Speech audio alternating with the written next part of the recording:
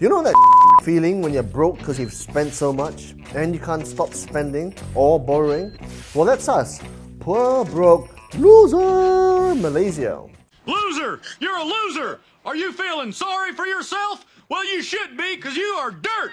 Well, maybe I should qualify that. Our country, our green, fertile, beautiful country, isn't low on cash.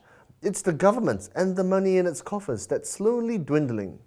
One of the main culprits? The years of mega projects that probably didn't help reduce the government's huge debts. It's not just big, it's huge!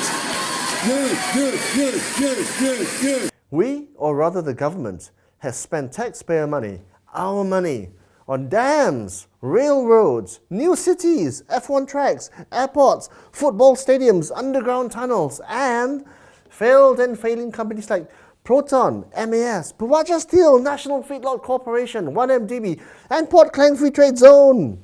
Okay, I'm calm. But you get the point. You name it, our government did it. All those expensive projects. And like kids aping their parents' behavior, we Malaysians have happily adopted our government's spending and borrowing habits.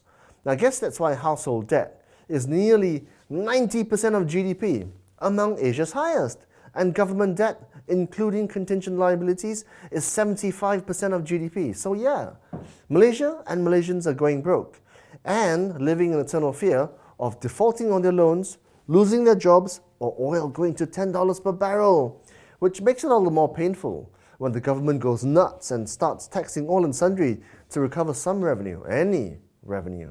Things are so bad, they don't even appear to be afraid of losing votes. It's not like last time when anything unpopular was just avoided. Take GST for instance. In April last year, Malaysia finally introduced a tax, which according to the Treasury was 31 years after Indonesia, 23 years after Thailand, 22 years after Singapore, and 17 years after the Philippines. In fact, as the Treasury was quick to point out, Malaysia was the last country in ASEAN to introduce GST, which basically taxes everyone and their dog on whatever they buy, bar some exempted goods. Then after that brave new world was breached, the government went on a roll.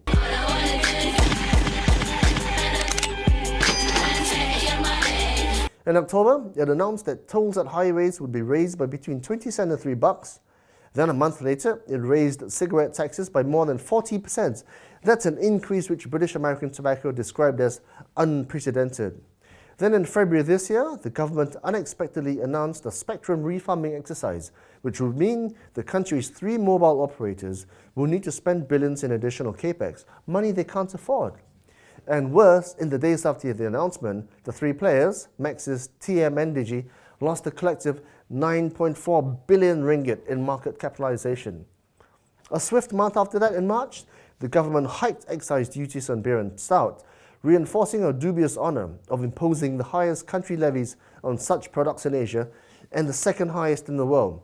It makes us second to Norway. Norway! You don't want to be second to Norway. They eat fish preserved in cleaning liquid. I'm not you, look it up. Back to Malaysia and its straightforward but no less toxic nasi lemak. We've got to deal with GST, and it's no wonder that Malaysians are the least happy in ASEAN, says Nielsen. But to be fair, life's not a fairy tale. It's not a place where prices stay pat and you find your happily ever after. Even Mickey Mouse is listed on the New York Stock Exchange. Yes, it's a vicious cycle. Our pay doesn't seem to rise at the same pace as inflation. But in order to stay popular, the government keeps on putting it off and putting it off and putting it off until... And worse, the government doesn't seem to be doing its part to take the pain. I mean, for instance, there are still as many civil servants as before. So when will it end? I don't know. I don't know about you. But I think Malaysia's football team has a better chance of qualifying for the World Cup than this government has of curing itself of its spending habits. Just saying.